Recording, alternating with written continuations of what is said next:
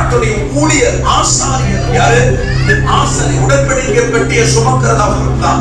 உடன்படிக்கை பெட்டி கர்த்தர் முன்னாடி போறாருன்னா கர்த்தரை சுமந்துட்டு போறது யாரு? ஆசாரியர், ஊழியர்கள். சொல்லுங்க, நீங்க எப்படி கர்த்தருக்கு பின்னாடி போவீங்களோ அதே போல உங்களை நடத்துகிற ஊழியருக்கு பின்னாடி நீங்க போக வேண்டியது அவசியமா இருக்கு. ஊழியக்காரன் ஆசாரியன் சொல்லும் போது எனக்கு நிறைய பேருக்கு ஆமா அது என்னன்னு புரிய மாட்டேங்குது. ஆமா கனம் பண்றது இல்ல, ஆலோசனை கேட்கறது இல்ல, மதிக்கிறது இல்ல, ஆமா கொடுக்கிற கனத்தை கொடுக்கறது இல்ல, இலக்காரம் நினைக்கிறது, இலக்காரம் பேசுறது. நான் சொல்லட்டுமா, எந்த மனிதரும் உங்க நடத்துகிற ஊழியக்காரர் இலக்காரமா நினைக்காதீங்க, ஆர்வமா நினைக்காதீங்க. அவன் கீழ்படிய பழகணும், கற்றுக்கொள்ள பழகணும், அவன் சொல்பேட்டு கேட்டு நடக்க பழகணும். அதுதான் நமக்கு ஆசீர்வாதம்.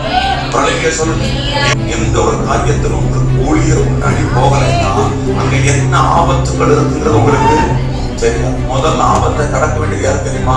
உங்களுக்காக ஊழியர்கள் தான்.